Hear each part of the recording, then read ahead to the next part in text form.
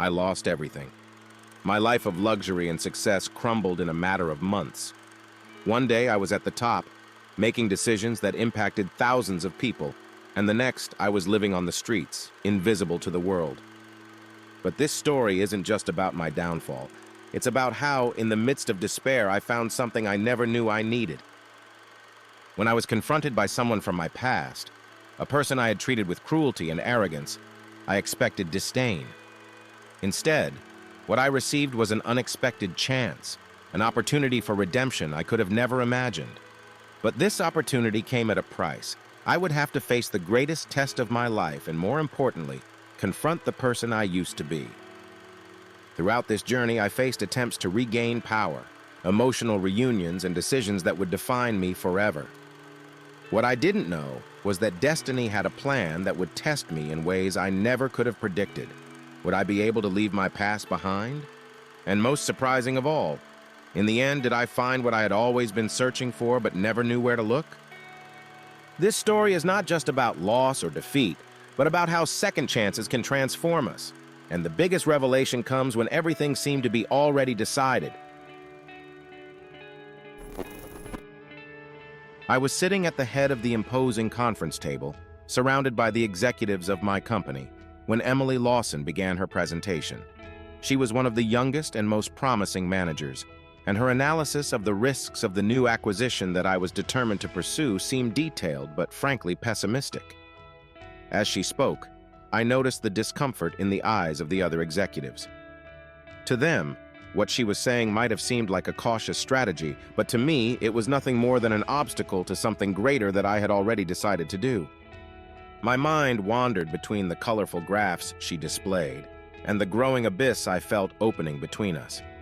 At some point, the patience I no longer possessed ran out. I stood up abruptly, interrupting her mid-sentence. A heavy silence fell over the room and all eyes turned to me. "Enough, Emily," I said, not caring about the harshness in my voice. "Don't you see that your approach is small, that you are holding back the progress of this company?" She looked at me, surprised, the color draining from her face. But there was no time for hesitation. I was tired of being questioned, especially by someone who, in my view, did not understand the grand vision I had for the company. "You are a negative influence here," I continued, not softening my words. "We cannot have someone who does not believe in our potential. Consider yourself fired, effective immediately."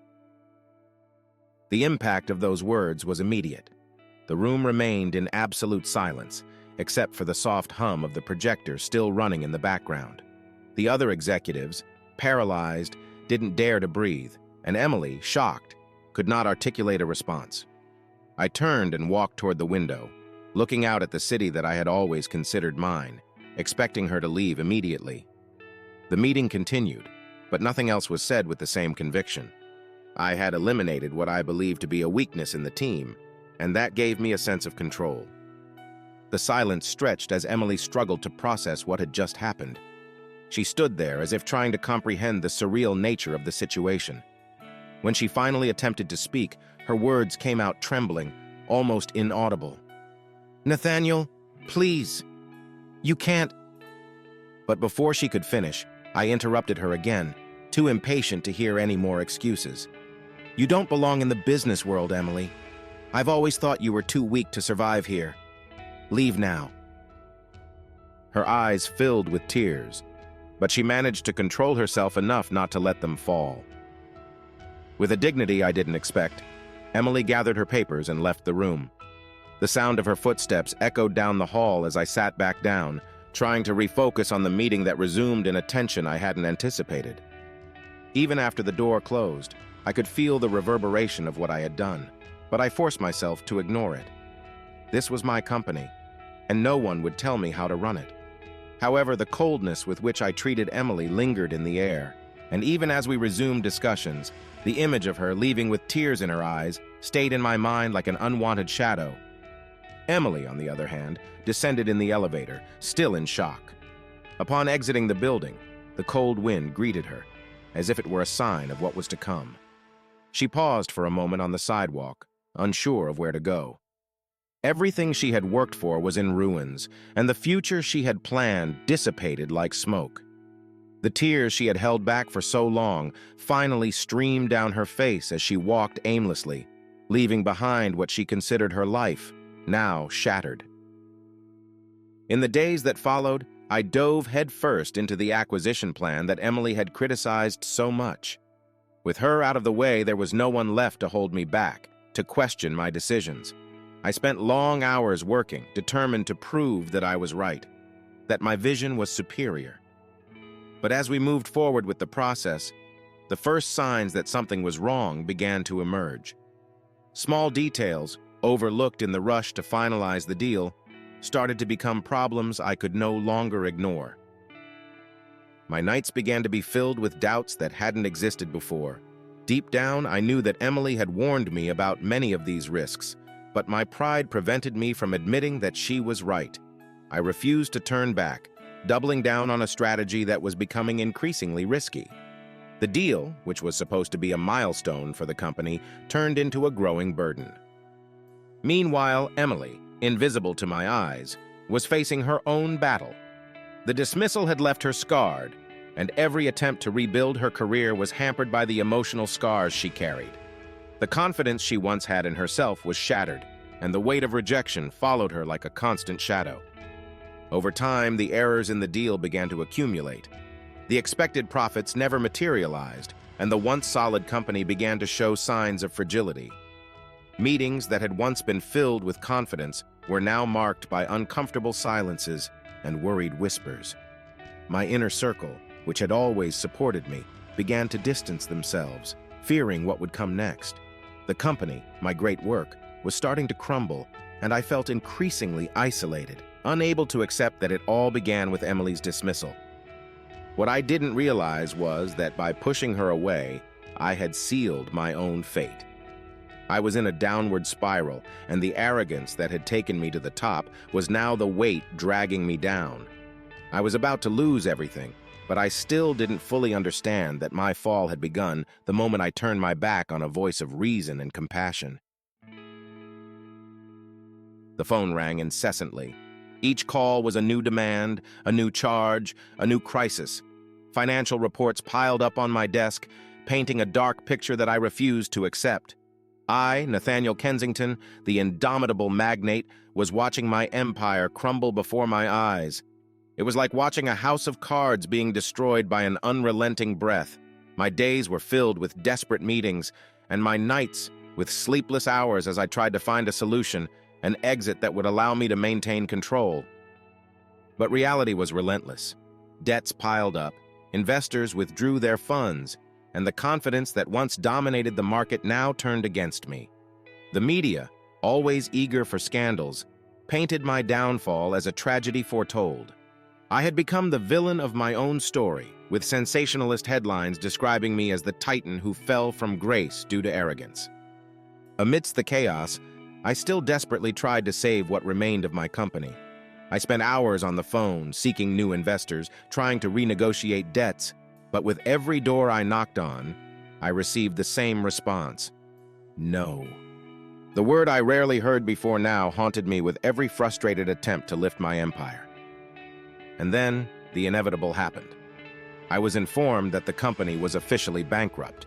The weight of the lawyer's words hit me like a punch in the stomach. All assets were frozen, and creditors demanded immediate payment.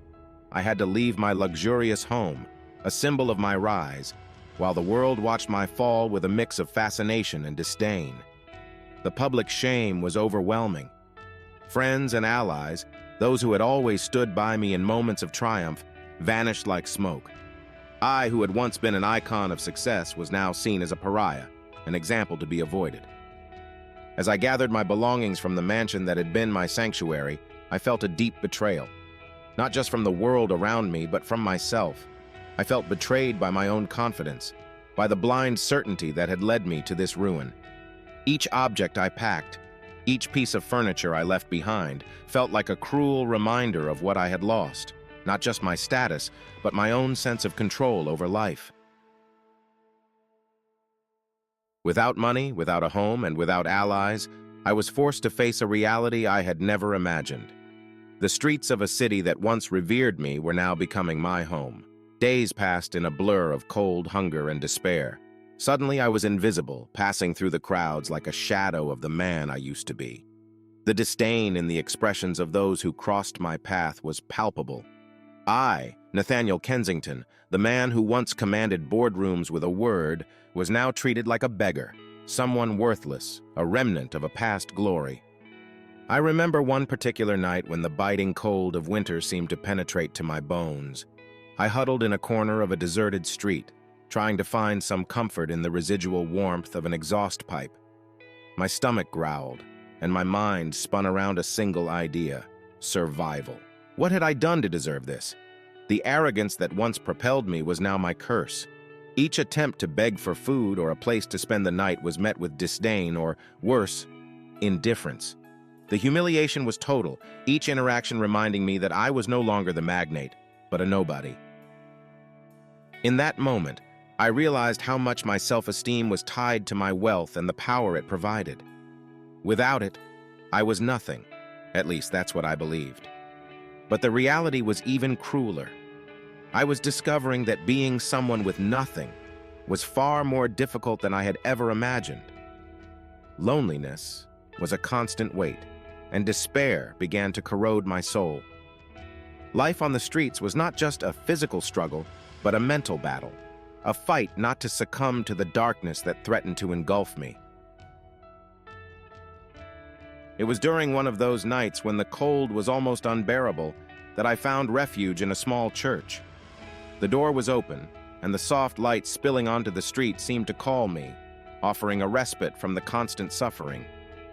I entered hesitantly, feeling out of place in a place that exuded peace and compassion, things I hadn't felt in a long time. A middle-aged priest with a serene expression found me wandering down the central aisle. He asked no questions. He simply offered me a warm meal and a blanket, gestures that I accepted with silent gratitude. Sitting on one of the wooden benches, surrounded by the quiet of the church, I finally had a moment of reflection. My mind, which had avoided confronting what had happened, began to revisit my steps, forcing me to face the truth I had tried so hard to ignore. The dismissal of Emily came rushing back like a painful blow. I remembered her look of surprise, the harsh words I had spoken without thinking. For the first time, I realized how cruel and unjust I had been. I had fired her for nothing more than my own pride, unable to accept that someone could be right while I was wrong. The memories of my former life haunted me. I was a different man then, or at least that's what I thought. Wealth and power had transformed me, hardened me. I was no longer that young man who cared for others. I had become a tyrant in my own realm, blind to the destruction I was causing around me. And now, in the solitude of that church, I realized that I was reaping exactly what I had sown.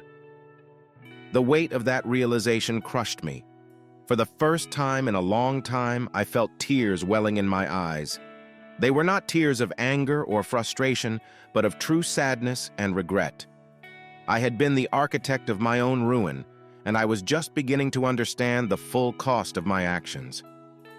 Lying on the wooden bench, wrapped in the blanket the priest had given me, I let the tears fall, allowing myself to feel the pain I had always avoided.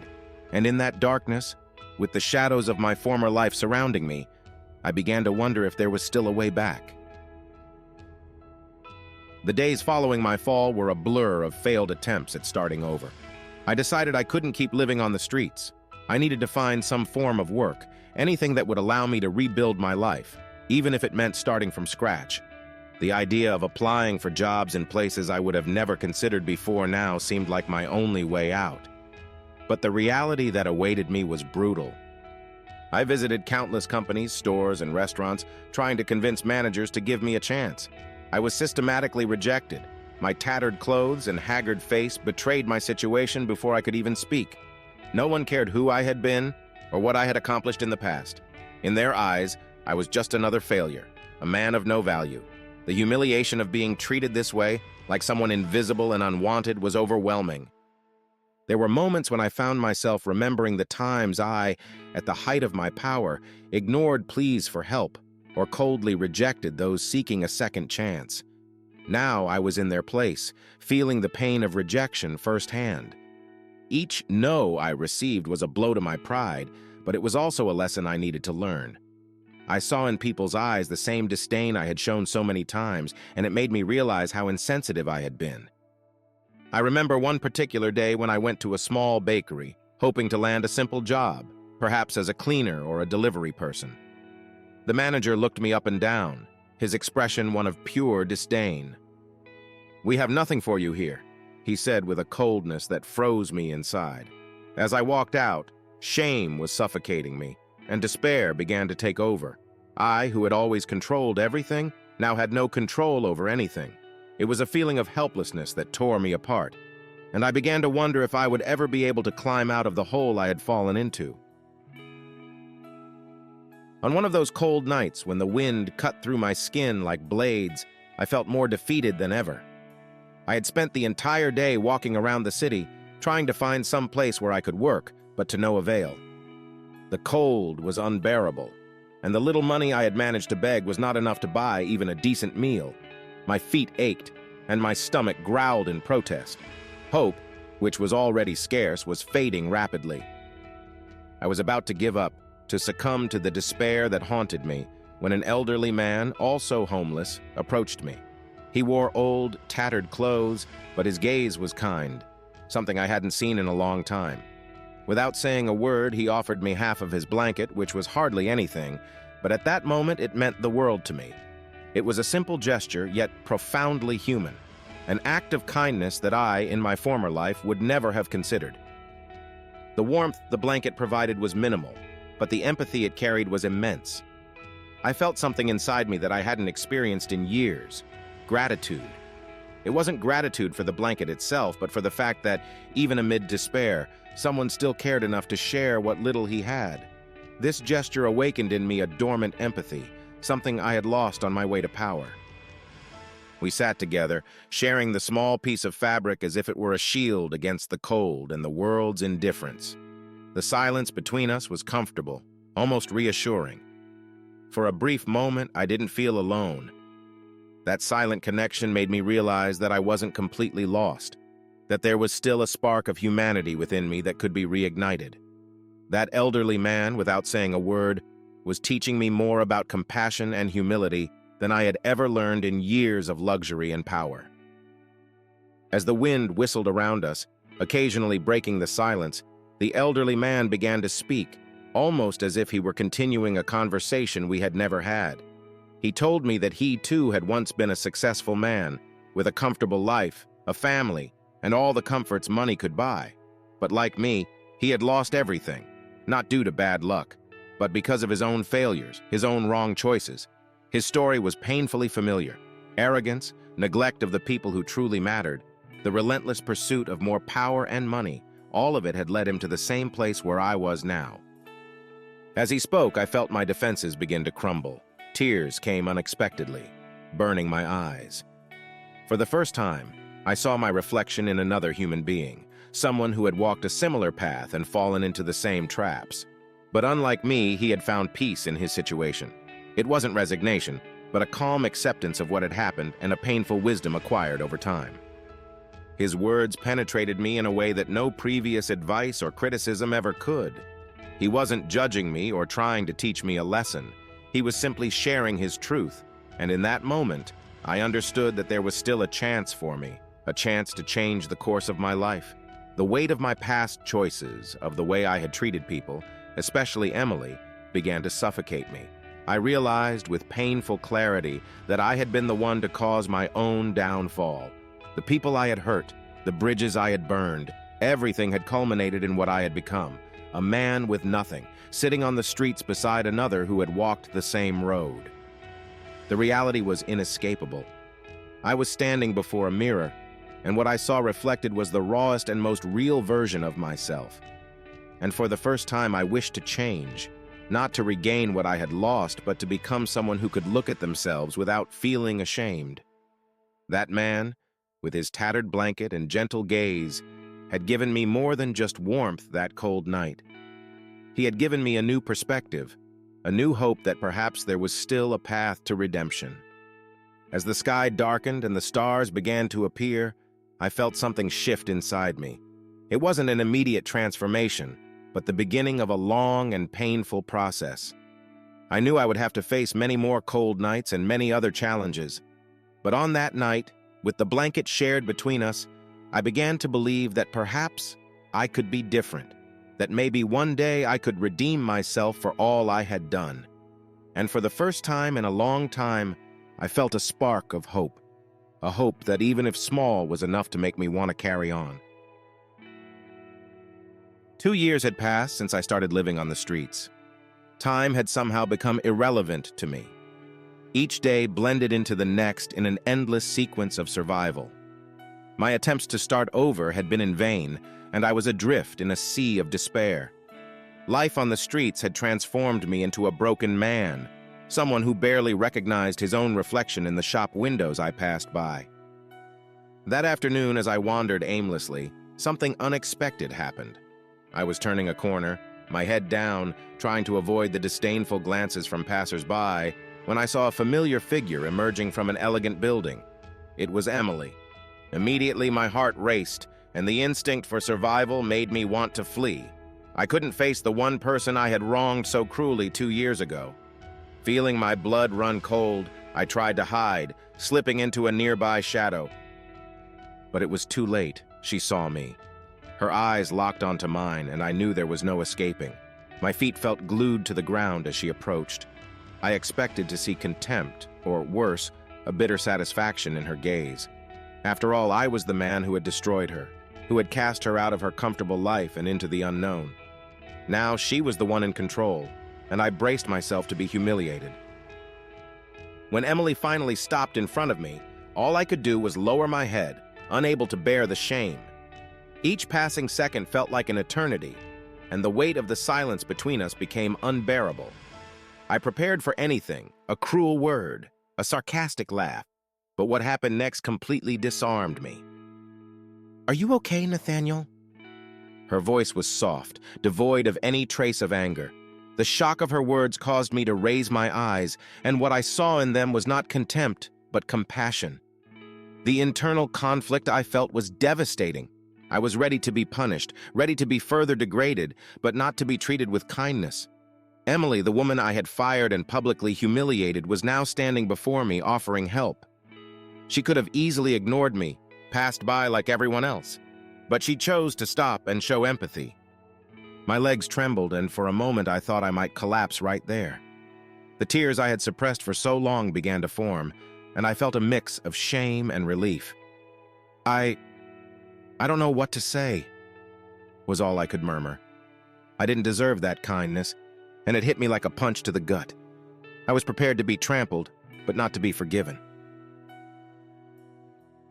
After that unexpected reunion, Emily invited me to have coffee at a nearby diner. I hesitated, but I didn't have the strength to refuse. As we sat at the table, I tried to understand the reason behind her kindness.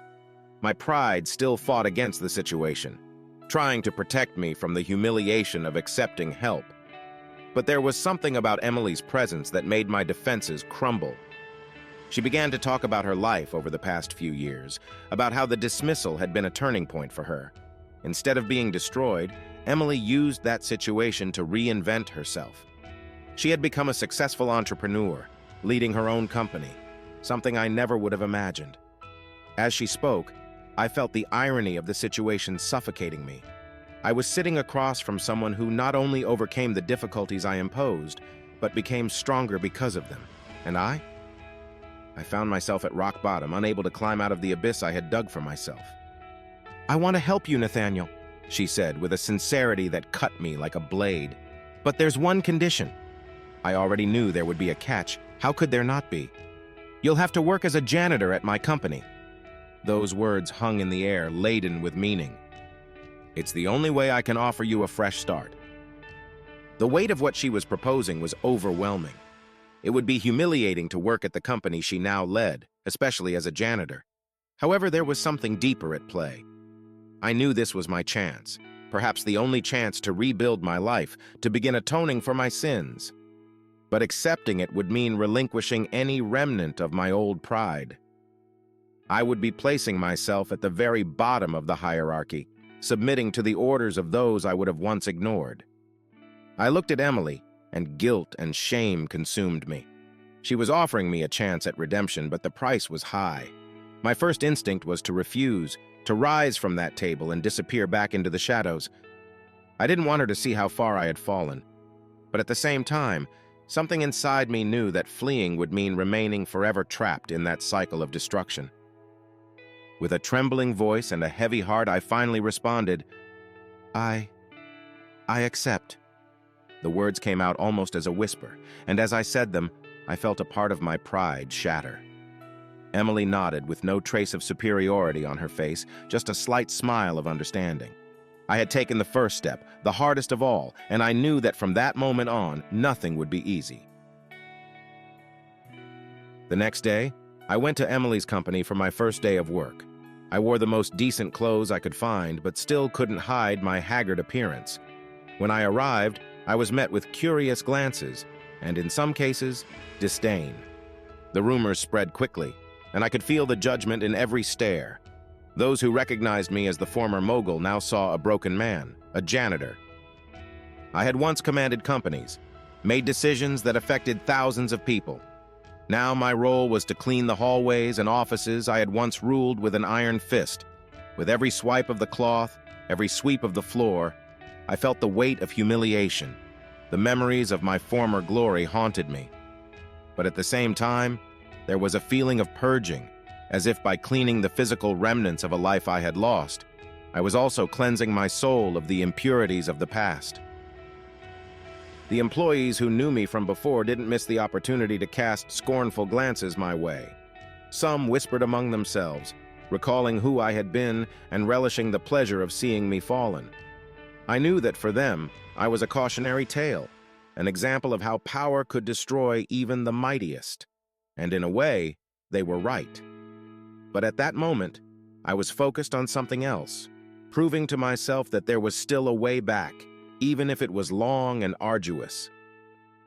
From time to time, I saw Emily watching me from a distance. She didn't intervene, didn't say anything, but I knew she was there, waiting to see if I would truly change. Her presence was a constant reminder of why I was there, that this was my test, my chance at redemption. With each passing day, the manual labor that would have once been unimaginable for me began to feel like a form of therapy. It was hard, humiliating, but it also gave me time to reflect, to confront the demons I had ignored for so long. I knew the road would be long, but I was determined to move forward, one step at a time in search of the redemption I so desperately needed. And for the first time in years, I felt that perhaps, just perhaps, there was hope for me. My work as a janitor at Emily's company did not become any easier as the days went by. Each task, each room I cleaned, was a constant reminder of how far I had fallen. The environment was hostile, and the disdainful looks from some employees still weighed heavily on me. However, amidst all this turmoil, I found a rare solace in the friendship I began to form with Sarah. Sarah was an older employee, one of those who everyone respected for her wisdom and kindness.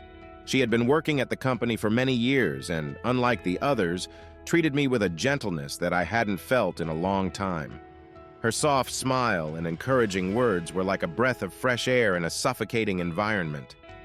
She never looked at me with the judgment that I saw in the eyes of others. On the contrary, she seemed to understand the weight I carried and somehow knew exactly what to say to keep me steady. One afternoon, while we were cleaning the corridor on the third floor together, Sarah began to tell her story. She had also faced difficult times when she lost everything she had. Her husband had passed away early, leaving her alone with 2 small children. Without a job and without prospects, Sarah found herself forced to rebuild her life from scratch. She worked multiple jobs, faced rejection and disdain from many, but never gave up. As I listened to her story, I realized how strong she was. There was a quietness in her strength, a resilience I had never possessed. I, who had succumbed to arrogance and power, found myself before a woman who, with much less, managed to rise and create a dignified life for herself and her children. Sarah became more than just a coworker. She became a mentor to me, someone who showed me that even in the darkest moments, there is always a light if we are willing to seek it. Our friendship grew with each passing day. Sarah had the gift of making me see things from a new perspective. Her words were simple but filled with wisdom. "Nathaniel," she would say, "it doesn't matter where you've been, but rather where you're going. The past only defines who you are if you allow it." These words began to resonate within me, giving me the strength to continue on my journey of redemption.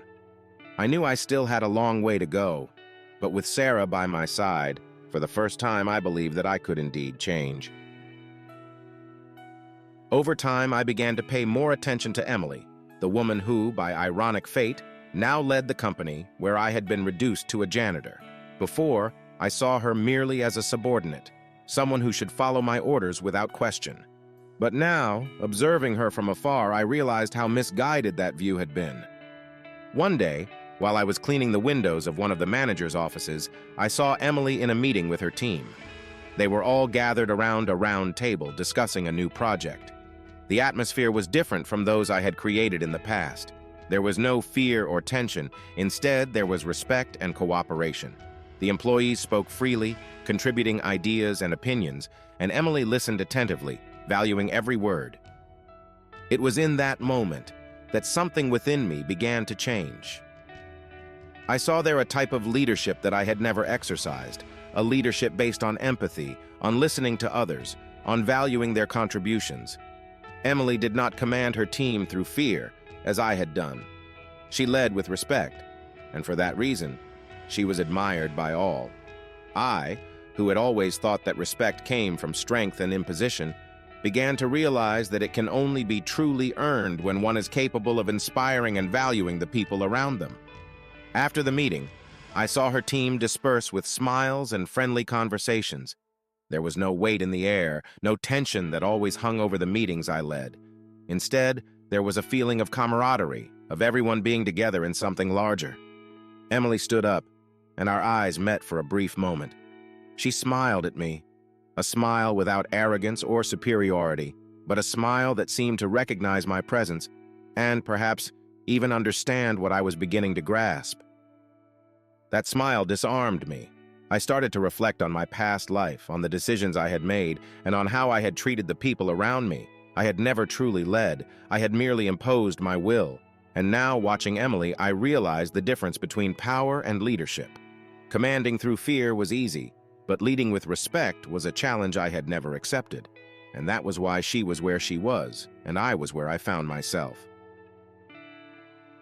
One day, after hours of work where I was the target of more scornful looks and whispered comments, I felt the weight of it all crushing me.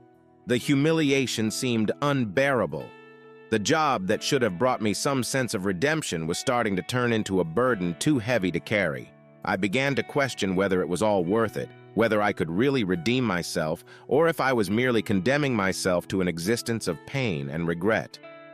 It was at that moment that Sarah found me, sitting in a corner, trying to hide the frustration bubbling inside me. She said nothing for a while, simply sat down beside me, offering a comforting presence.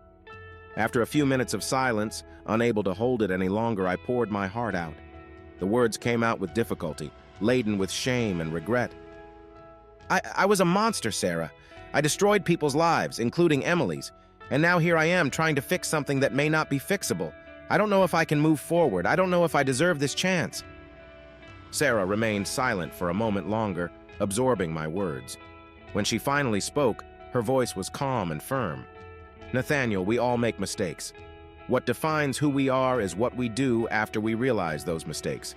The fact that you are here, trying, says a lot. Change begins with the acknowledgement of what we did wrong, but it doesn't end there.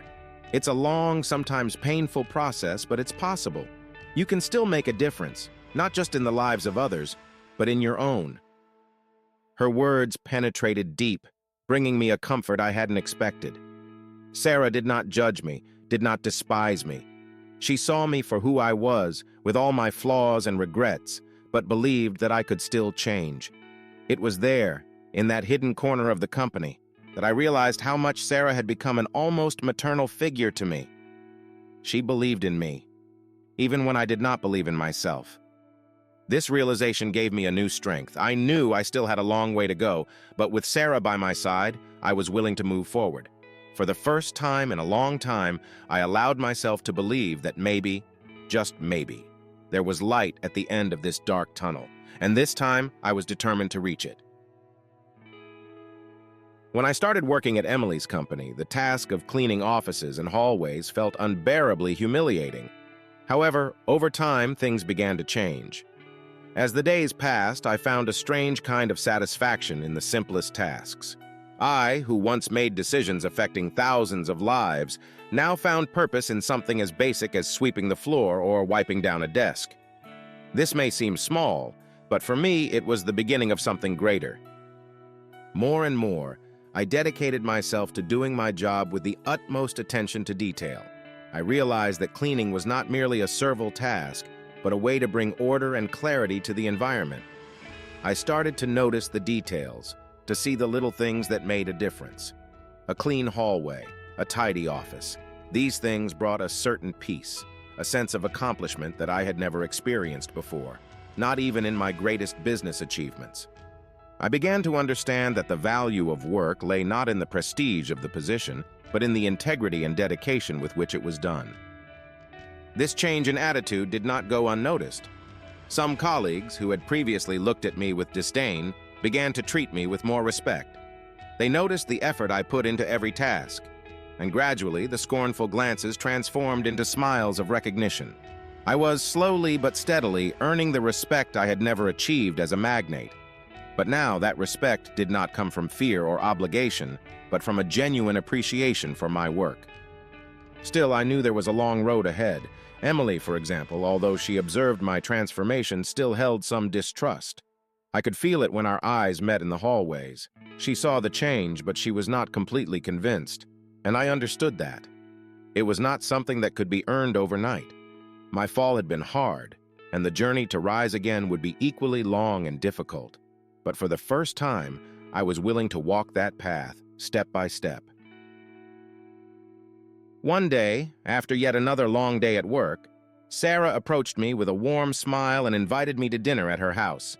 The invitation caught me by surprise, but I accepted immediately. Since we started working together, Sarah had become a friend and mentor, someone I trusted. I was curious to learn more about her life, about the strong and resilient woman who inspired me so much. That night, I went to her house, a modest residence in a quiet neighborhood. Upon entering, I was immediately greeted by the smell of home-cooked food and the sound of laughter coming from the kitchen.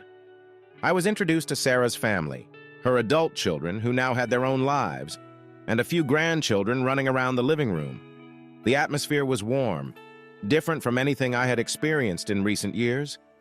The last time I had been in such a home, filled with love and human warmth, seemed to belong to another life. During dinner, something began to change within me. The love that permeated that house was palpable, and every gesture, every word, was a reminder that what truly mattered in life could not be bought with money. Sarah and her family did not have material wealth, but they possessed something I had never had, a true connection. As we ate and talked, I was enveloped by a sense of belonging that I hadn't felt in a long time. There was a moment during the meal when Sarah spoke about the importance of family and love. She looked directly into my eyes and said, "Nathaniel, you are not alone. Life can be tough, but what truly keeps us standing are the people we love and who love us back. That is something no amount of money can buy." Her words hit me with unexpected force. I realized with painful clarity how much I had neglected these things in my relentless pursuit of success. At that moment, I understood that Sarah was showing me, through her own life, the true meaning of family and community. At the end of the night, when I said goodbye to Sarah and her family, I felt a warmth in my heart that I hadn't experienced in a long time. As I walked back to my small rented room, I thought about what that night meant to me. It was not just a dinner. It was a glimpse of a life I had never valued. But now, more than anything, I wanted to find. For the first time in years, I felt hope.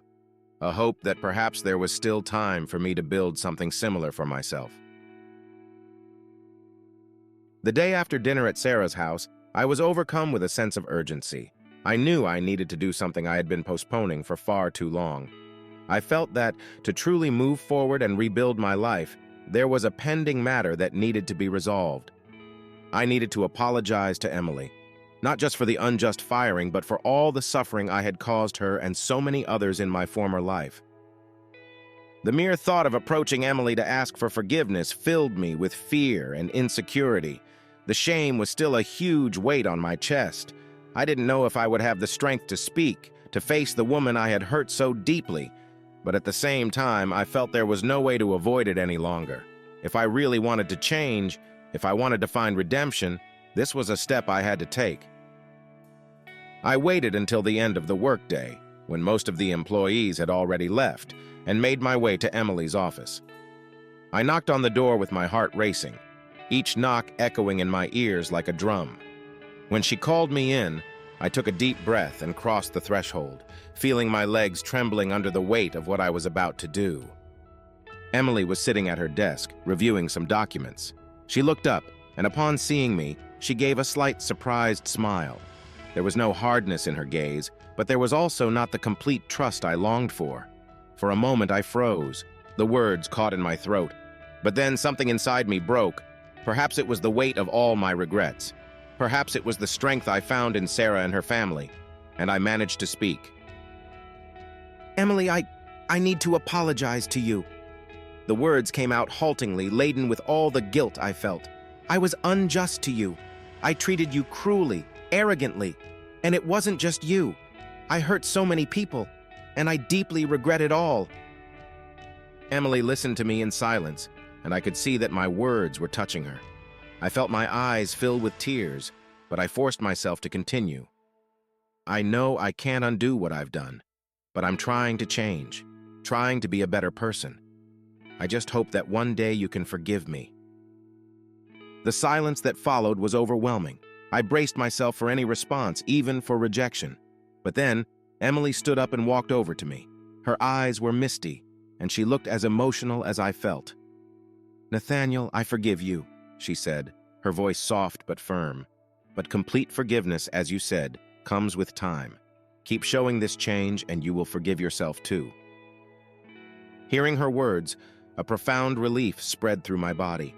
It was as if a huge weight had been lifted from my shoulders. The tears I had been holding back finally flowed, and Emily embraced me, offering a comfort I never imagined I would receive from her.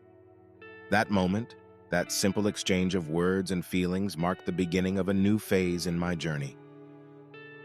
I left that office a different man than the one who had entered. There was still much to be done, much to be repaired, but now I had something that had been missing for a long time: hope. And for the first time in years, I was at peace with myself. Not long after apologizing to Emily, something unexpected happened. I was leaving the office, exhausted after a long day at work, when I spotted a familiar figure waiting outside. It was Victor Adams, an old business partner with whom I had closed significant deals in the past. He looked at me with a confident smile, that same smile I used to wear when I knew I had something advantageous in hand. "Long time no see, Nathaniel," he said, extending his hand. I shook his hand, feeling the old familiarity but also a pang of discomfort. Victor had always been someone who viewed the world through the lens of opportunities, and I knew he wasn't there just for a friendly visit. He invited me for coffee, and I accepted, curious about what he wanted. Seated at a table in the back of the cafe, Victor got straight to the point. "Listen, I know your situation has changed quite a bit, but I have a proposal for you." He paused, as if savoring what he was about to say. "I'm putting together a new project, something big, and I need someone with your talent to help me. I won't lie, Nathaniel, this could put you back on top." My old instincts, the ones I thought I had left behind, began to awaken. Getting back on top? His words sounded tempting, like a promise of quick redemption, a way back to the power and respect I had lost. However, Victor continued. "But of course, there's a price. I'll need some information about Emily's company, nothing too complicated, just data that could help me move forward faster." He said this with a nonchalance that made me shudder. There was the temptation, clear and strong. I could feel the weight of the choice before me. On one side was the possibility of returning to the corporate world, of regaining the status I longed for.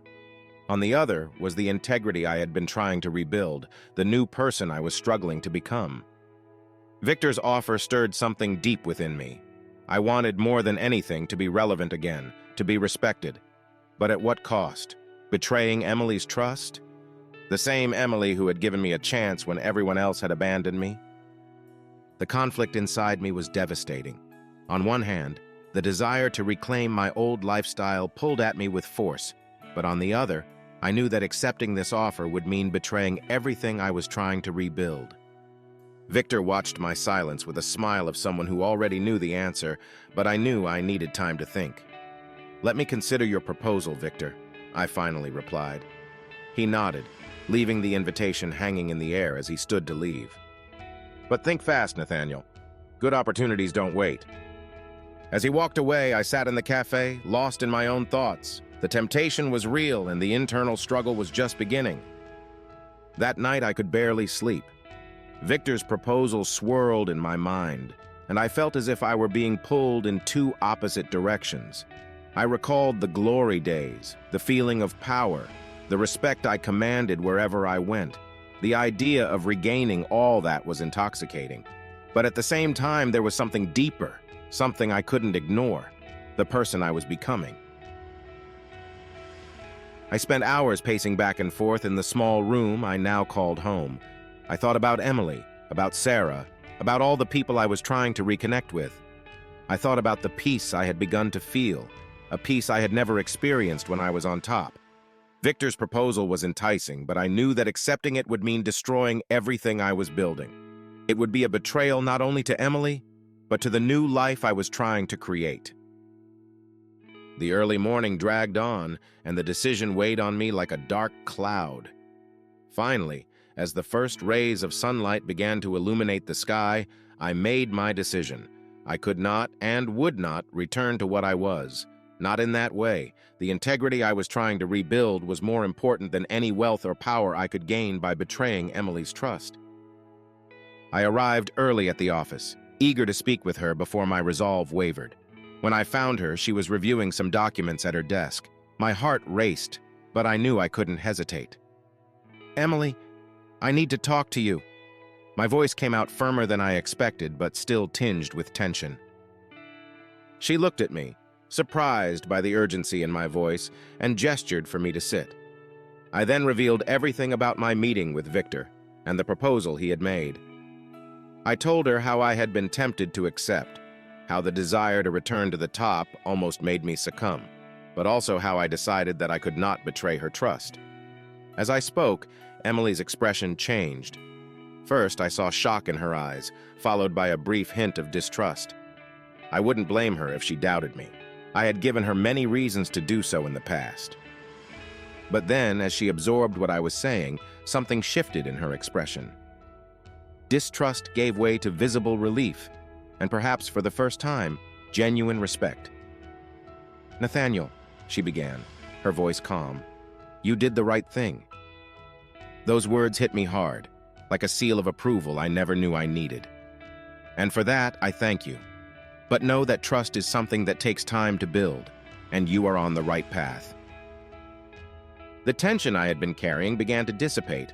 I realized that by confessing to Emily, I not only proved my change to her, but also to myself.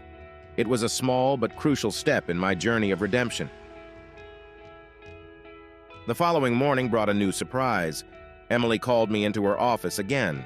I was still processing the events of the previous day when she offered me a new responsibility at the company. It wasn't a high-ranking position, far from it, but it was an important task that would require trust, dedication, and above all, humility.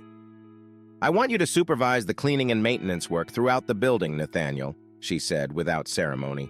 "It's not an official title, but it's a responsibility that demands attention to detail and leadership. I want to see if you're truly committed to this change and if you can lead by example, not by power." I understood immediately what she was doing. This was a test, a way to see if my transformation was genuine or if I was just waiting for an opportunity to return to power. It was an offer without prestige, but filled with meaning. And I knew this was my chance to prove that I was truly changing, not just for Emily, but for myself. I accepted the responsibility without hesitation. In the days and weeks that followed, I threw myself into the new task. Supervising the cleaning and maintenance team might have seemed like a minor job, but I knew that the leadership Emily expected from me wasn't in grand decisions, but in how I treated others, how I handled everyday challenges. I began to coordinate the teams, listening to their needs, and ensuring they had everything they needed to perform their jobs efficiently. More than that, I got directly involved in the tasks, leading by example, not by imposition. When someone was struggling, I was there to help. When a problem arose, I solved it alongside the team. I started to see the positive impact this had not only on the work, but also on everyone's morale. Emily watched from a distance, as she always did. I felt her gaze occasionally, but now, instead of anxiety, I felt pride. Not the kind of pride that comes from power or status, but the pride of knowing I was building something new, something better. I finally understood that true leadership isn't in the title, but in the respect and trust earned by treating others with dignity and empathy. And in that environment, far from the luxuries and glories of the past, I finally began to find myself. The day began like any other. I was busy with my new responsibilities, coordinating the cleaning and maintenance team, when I noticed an unusual agitation in the office. People were whispering worriedly, and there was a tension in the air that could not be ignored. I knew something was wrong, even before Emily called me into her office. When I entered, she was on the phone, her forehead creased with concern. I waited patiently, my heart already tightening with the sense that something significant was about to happen. When she hung up, she explained that the company was facing a serious crisis, a combination of financial errors and market problems that could lead everything she had built to collapse. As she spoke, I felt a knot form in my stomach. Emily was clearly overwhelmed, and for the first time, I saw vulnerability in her eyes. The pressure was on her, and, in a way, on me too. My first instinct was to pull away, not out of a lack of willingness to help, but out of the fear that began to grow within me. Fear of failing, of repeating the mistakes of the past. If I took on any responsibility now and failed, it could mean the end for both me and her. Silence stretched for a few seconds as I struggled internally. Every second that passed was a battle between fear and the need to prove to myself that I was a different person now. Finally, I felt a wave of determination begin to grow. It was not just about me. It was about Emily, about the company, and about the people who depended on this place for a living. I couldn't let them fall, not without trying. I took a deep breath, fighting against the insecurity that tried to hold me back. "Emily, I want to help," I finally said, my voice firmer than I expected. "Let me lead the crisis team. Use my experience. Let me make a difference." She looked at me, surprised and perhaps even relieved. She knew she was asking a lot of me, but she also knew this was my chance to prove my worth, not just to her, but to myself. "Are you sure, Nathaniel?" she asked, her voice mixing skepticism and hope. "Yes," I replied with conviction. "I won't let the company fall." Taking on the leadership of the crisis team was like diving into a stormy sea. With every decision I made, every strategy I devised, I felt the pressure mounting. The weight of responsibility was overwhelming, and the mistakes of the past hung over me like a constant shadow. But at the same time, I felt something different this time, a silent yet powerful support. Emily trusted me, and Sarah, always present with her words of wisdom, constantly reminded me that I was capable. That trust placed in me was the fuel that kept me steady when fear threatened to paralyze me. In the first days, every move I made was an internal struggle between insecurity and determination.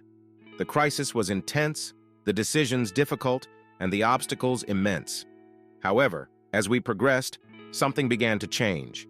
Each small success, a problem solved, a threat neutralized, strengthened my confidence.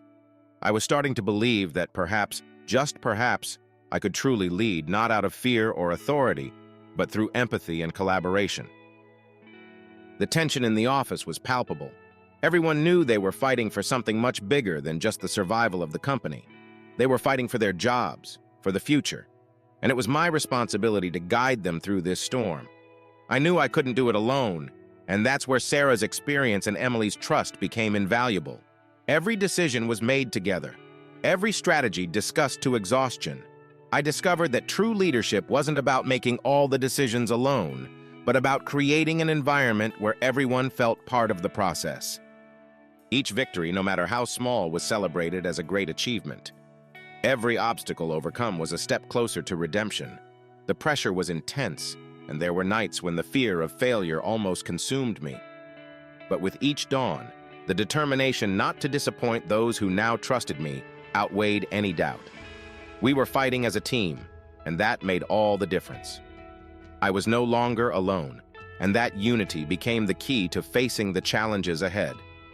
At times, I thought the crisis would crush us, but instead of yielding to the pressure, the team came together even more. Sarah, with her experience and calm, helped keep morale high, while Emily and I fought to keep the company afloat. I learned that by trusting others, the burden became lighter, and together we were stronger. The fear was still there, but it was overcome by the commitment to protect something that was now greater than me. The moment of truth arrived on a day of final meeting with the team. We were exhausted, but there was a feeling of hope in the air. The efforts we had put in began to bear fruit. The tough decisions we made, the sacrifices we endured, all of it culminated in a recovery that, just weeks before, seemed impossible. We managed to reverse some of the damage and stabilize the company. The imminent threat was under control, and the crisis, while still present, no longer threatened to destroy us. It was Emily who called me to the front of the team that day. I expected her to say something, to congratulate me, but what she did was much deeper. "Nathaniel," she began, her voice filled with emotion, "you saved this company. But what is more important, you showed what it means to be a true leader."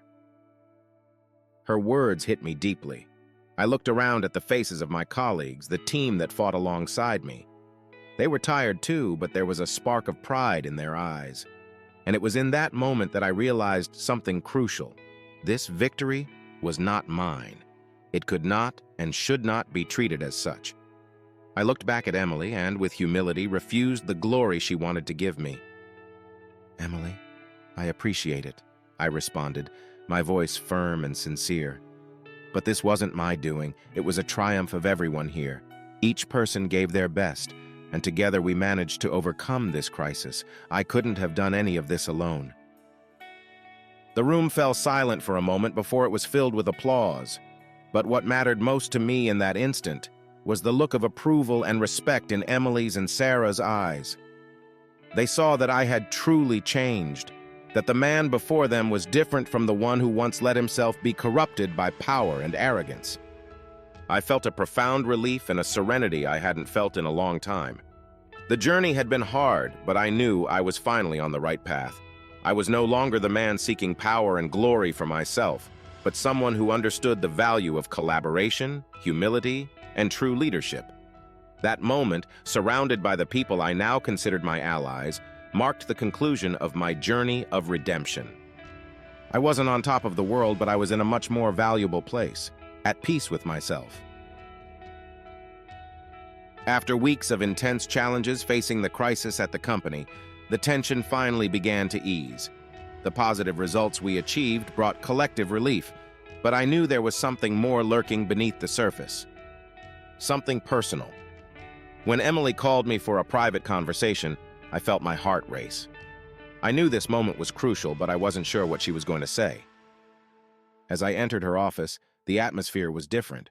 There was an air of solemnity, but also of calm. Emily looked at me with an expression I had never seen before, a mix of respect and consideration. She asked me to sit down and then began to speak.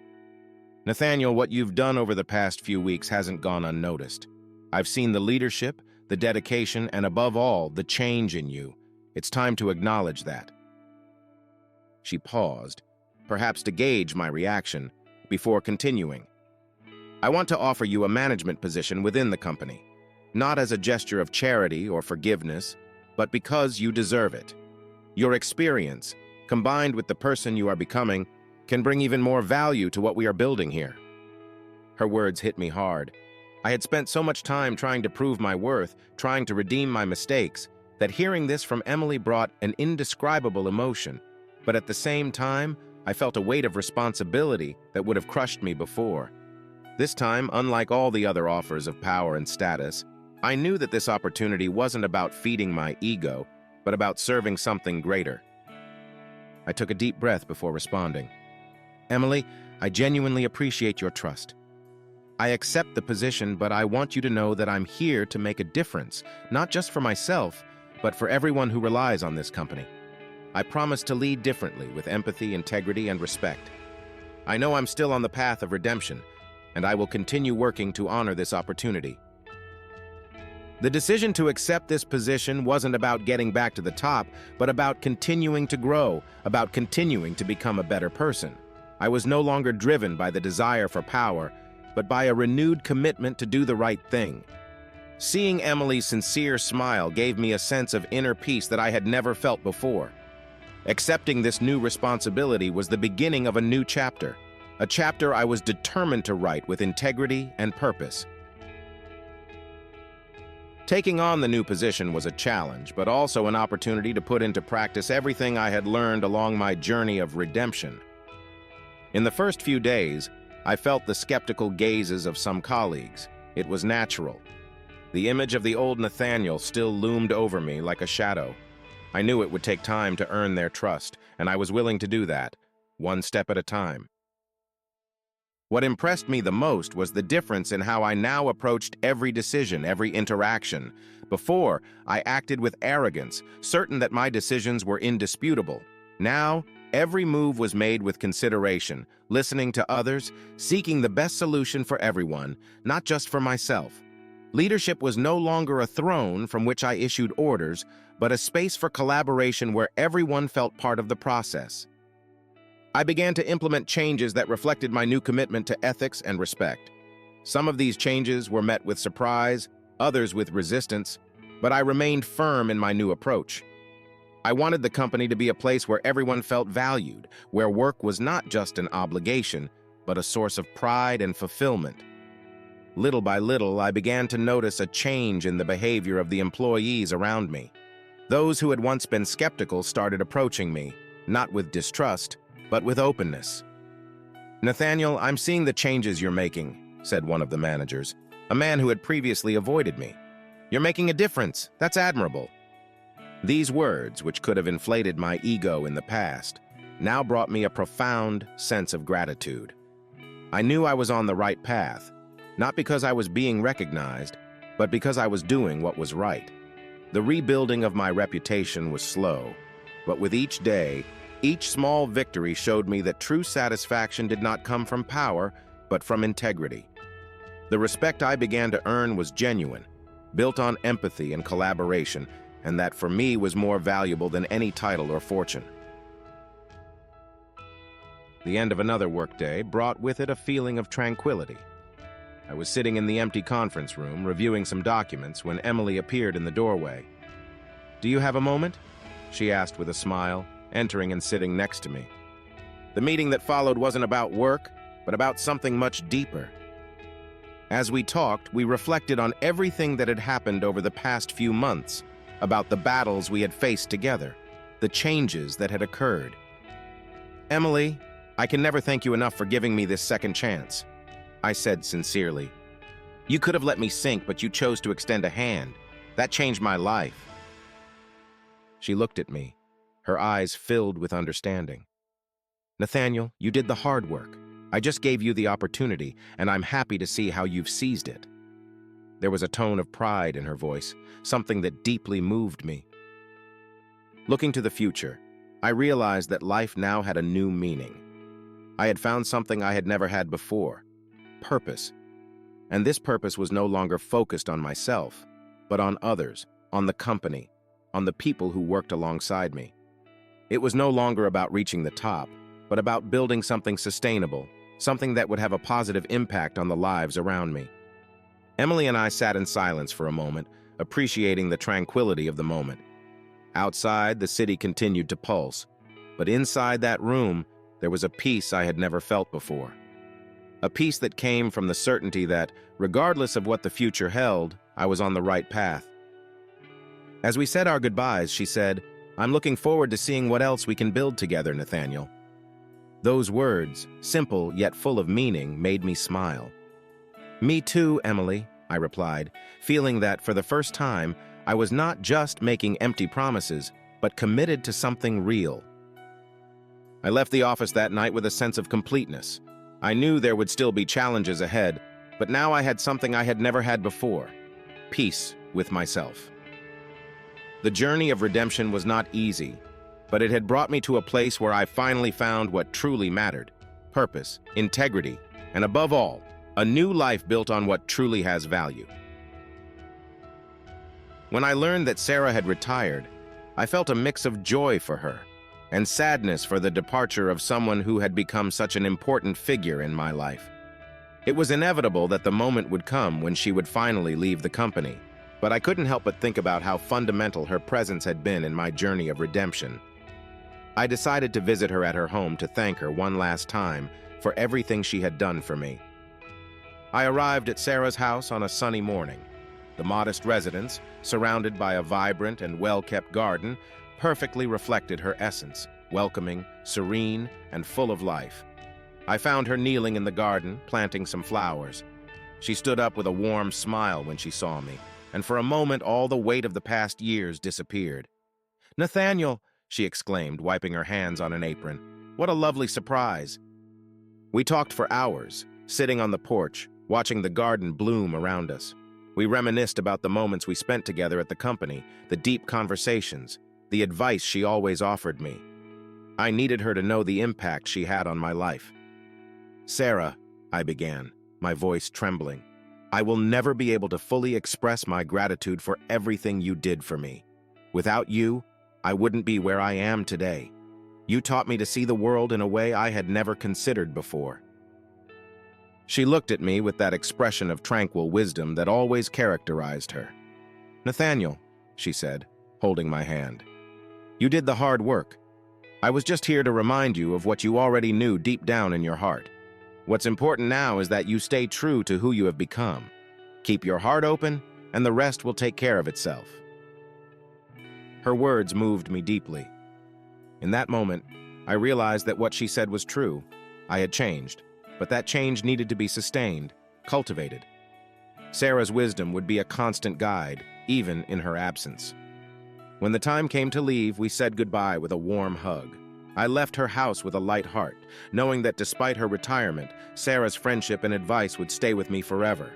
It was a farewell, but not a goodbye.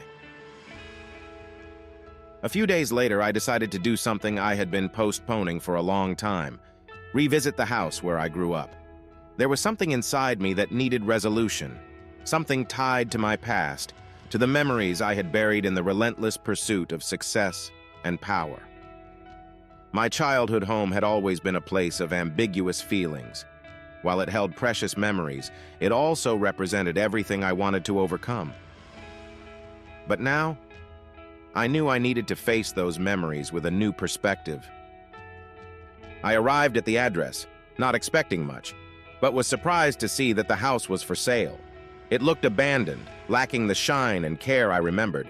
The idea of buying it came to me instantly, almost as if it were a calling. I spoke with the realtor, and to my surprise, he told me that the house still had some of the old furniture that the previous owners had left behind. I was particularly touched to learn that my father's armchair was still there, stored in the basement. After signing the papers, I went to the house, now officially mine, and opened the door, feeling a wave of nostalgia wash over me. Every room, every wall, told a story. As I explored the empty spaces, I was flooded with memories of my childhood, of the moments that shaped me. I sat in my father's armchair, feeling his presence, and allowed myself to relive those moments, both the good and the difficult. For the first time, I saw the house not as a symbol of something I needed to overcome, but as an essential part of who I was. I decided to restore it, not to relive the past, but to reconcile with it, to build new memories based on the values I now consider fundamental. Every repair, every wall painted, would be part of a process of renewal, not just for the house, but for myself. The restoration of the house became, for me, a symbol of reconciliation, a personal project that marked my acceptance of the past and my desire to create a future based on truth and authenticity.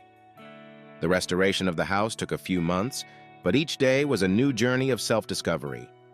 When I finally finished, the feeling that overcame me was one of deep and lasting peace. The house, which once carried memories of what I considered an unfinished life, was now a place of new possibilities. I finally felt at home, not just in the physical sense, but on a deeper spiritual level. On the night everything was ready, I decided to invite Emily over for a celebratory dinner. I wanted to share with her the space that now represented so much to me. She arrived at dusk, and as we walked through the house, I could see the admiration in her eyes.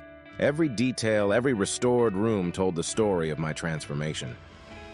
Sitting in the living room, now cozy and full of life, we talked about our journeys, about everything we had overcome together. Emily, with her characteristic wisdom, commented on the change she saw in me. "Nathaniel, what you've achieved here is far more valuable than anything material. You found peace within yourself and with the world around you, and that's something few attain." Her words resonated deeply within me. I realized that throughout my life, I had chased things I thought would bring me happiness, power, wealth, status. But now, sitting in that room with Emily, someone who had become an invaluable friend and partner, I understood that what I had always sought had been much closer than I imagined. It wasn't about reaching the top, but about finding a home, a place of belonging and purpose. As the night fell and the stars began to shine in the sky, Emily and I toasted to the future. "To the new chapter," she said, raising her glass. "To the new chapter," I repeated, feeling a serenity I had never experienced before. In that moment, everything made sense. I had found what I had always sought, a true home, built on authentic relationships and a life lived with purpose. I set aside the empty ambitions of the past and, for the first time, embraced the present and everything it had to offer. Now I was ready to continue this new journey alongside the people who truly mattered. I felt finally at peace, with my story, with my choices, and with the path that still lay ahead.